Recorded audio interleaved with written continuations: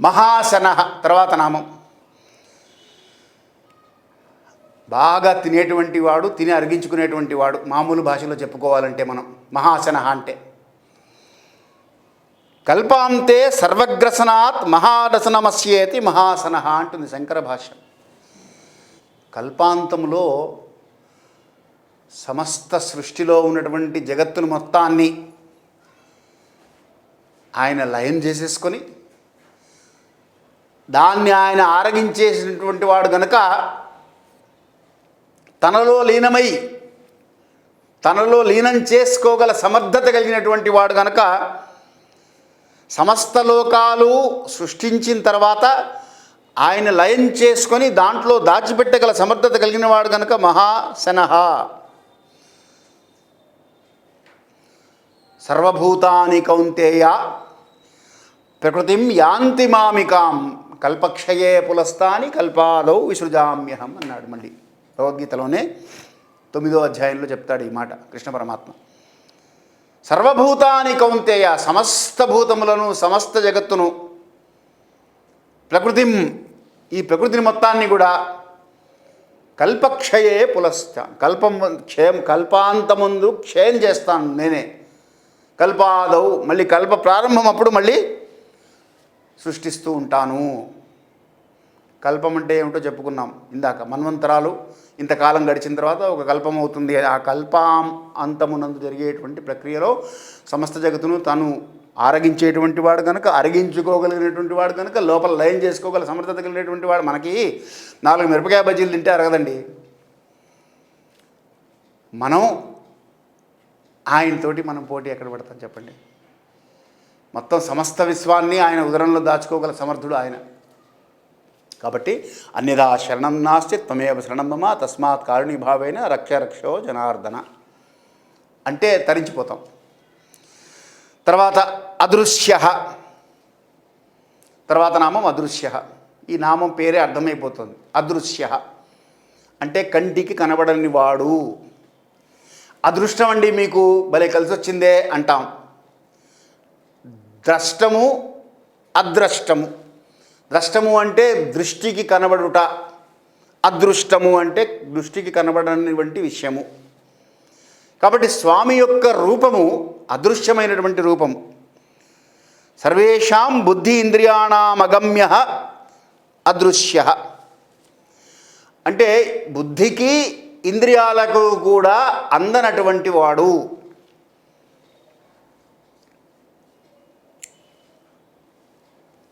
మనం ఇంద్రియాలకు అందడం అంటే ఇది వేడిగా ఉంది పట్టుకొని చెప్తున్నాం స్పర్శ జ్ఞానముతోటి. చెవులతోటి విని ఈ శబ్దం ఎక్కువగా ఉంది లేదా తక్కువగా ఉంది, ఇది బాగుంది ఇది బాగాలేదని చెప్తున్నాం. కళ్ళతో సినిమా చూసి వచ్చి ఇది బాగుంది సినిమా అంటున్నాం. మనం చూసిందే బాగుంది అన్నది ఇంకొకటి బాగాలేదు అంటున్నారు. అది వేరే విషయం, అది వాళ్ళకి నచ్చలేదు. కాబట్టి బాగుంది బాగాలేదని నిర్ణయం చేయడానికి బుద్ధి కూడా ఇచ్చాడు భగవంతుడు. ఇంద్రియాలు చూస్తూ చేస్తూ ఉండేటువంటి వాటిని విశ్లేషణ చేయడానికి బుద్ధి ఇచ్చాడు. కానీ ఈ బుద్ధితో కూడా అందనటువంటి వాడు ఆయన. కాబట్టి అదృశ్య అన్నారు. సమస్త మాయలు కలిగినటువంటి వాడు కనుకనే అదృశ్య రూపంలో మాయగాడుగా ఉంటాట. పిచ్చివానిగా నుండి పిచ్చివారిని చేతు పిచ్చి కాదు మహాలచ్చి గాని పచ్చివాహన నిన్ను లచ్చిమౌడని విందు అని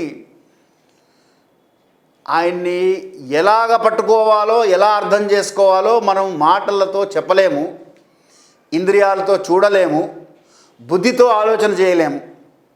ఇలా ఉంటాడు అని చెప్పడానికి లేదు. ఎన్నో కథలు కనబడుతున్నాయి మనకి, ఏవేవో రూపాల్లో వచ్చినటువంటి పరమాత్మ. కాబట్టి ఆయన అనేక రూపాలు ధరించగలిగినటువంటి వాడు కనుక ఆయన అదృశ్యంగానే ఉంటూ అన్నీ నడిపిస్తూ ఉంటాడు. భగవంతుడు నాకు చూపించు అంటుంటారు కొంతమంది, ఉంటే చూపించు అని. ఆయన లక్షణమే కనబడని లక్షణం, అదృశ్యంగా ఉండి చేస్తూ ఉండేటువంటి వాడు. హైదరాబాద్లో కూర్చొని ప్రధానమంత్రి ఉంటే చూపించు నాకు అంటే ఎలా కనబడతాడు? నువ్వు ఢిల్లీకి వెళ్ళాలి, వెళితే కనబడతాడు ఆయన ఉన్నాడు అని. అలాగే వైకుంఠానికి వెళితే ఆయన కనబడతాడు. వైకుంఠానికి వెళ్ళాలంటే, ఢిల్లీకి వెళ్ళాలంటే ఎంత ప్రయాస చేయాలి? టికెట్ కొనుక్కోవాలి, అపాయింట్మెంట్ తీసుకోవాలి, ఆయన ఇచ్చిన అపాయింట్మెంట్ టైంకి అక్కడికి వెళ్ళాలి, సెక్యూరిటీ వాళ్ళకి అన్ని రిపోర్ట్ చేయాలి, ఆ సెక్యూరిటీ అంతా క్లియర్ చేసుకోవాలి, అక్కడి నుంచి ఆఫీస్కి వెళ్ళాలి, ప్రైమ్ మినిస్టర్ ఆఫీస్కి, అక్కడ రిపోర్ట్ చేయాలి, వాళ్ళు ఎక్కడ కూర్చోమంటే అక్కడ కూర్చోవాలి, నువ్వు చెప్పిన టైంకి ఆయన వచ్చినప్పుడు అప్పుడు కలవాలి కదండి. మనం ఏర్పరచుకున్నటువంటి వ్యవస్థలోనే ఇన్ని సోపానాలు ఉంటే పరమాత్మని కలవడానికి శాస్త్రం వేదం చెప్పేసింది. నాయన విష్ణునామస్మరణతో నువ్వు పరమాత్మని కలవచ్చు, నిరంతరము విష్ణునామస్మరణ చేయి అని చెప్పింది.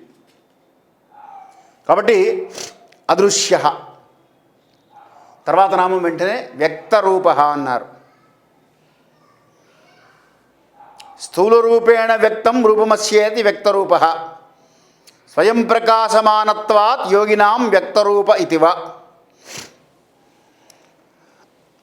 అంటే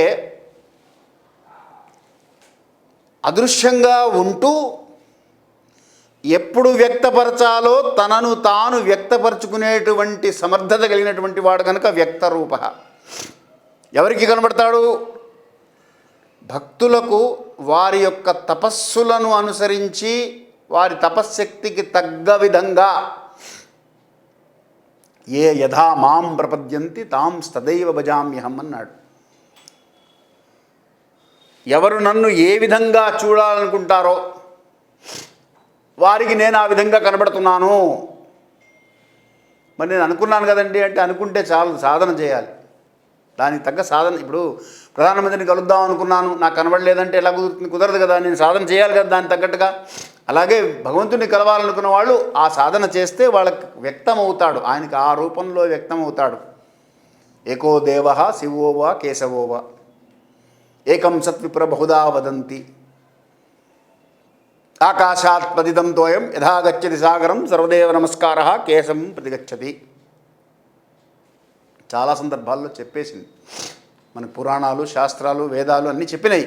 నువ్వు ఏ నామంతో పిలిచినా పలికేవాడు ఆయనేనయ్యా అని. ఏకం సత్, భగవంతుడు ఒక్కడే. నామరూపాలు మనం ఏర్పరచుకుని మన వీలుకి మన అనుగుణంగా మనం పెట్టుకున్నది కాబట్టి ఆ భగవంతుడే నువ్వు ఏ నామంతో పిలిస్తే ఆ నామంతో వస్తాడు. పాండురంగ పాండురంగ పాండురంగ పాండురంగ అంటే విఠలుడి రూపంలో వచ్చేస్తాడు. హరే రామ హరే రామ హరే రామ అంటే రాముడిగా వస్తాడు. అంటే వ్యక్త రూపాన్ని దాల్చి భక్తులకు అనుగ్రహిస్తూ ఉంటాడు కనుక వ్యక్తరూపశ్చ.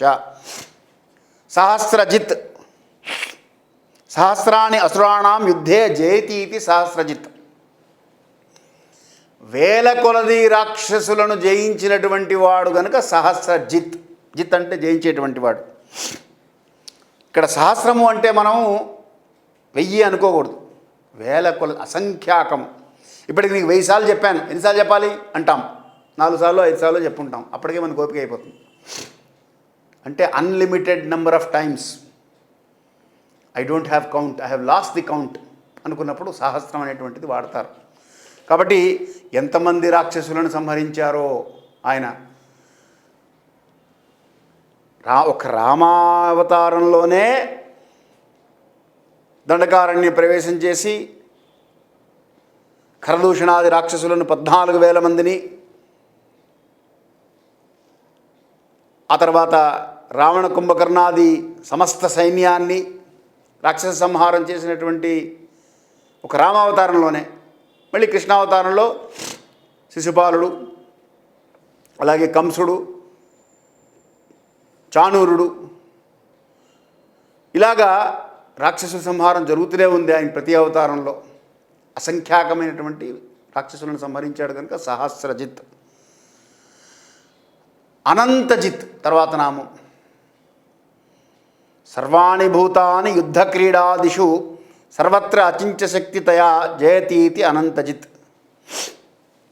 అంటే ఈ విశ్వమంతా కూడా అనంతమైనటువంటి విశ్వం.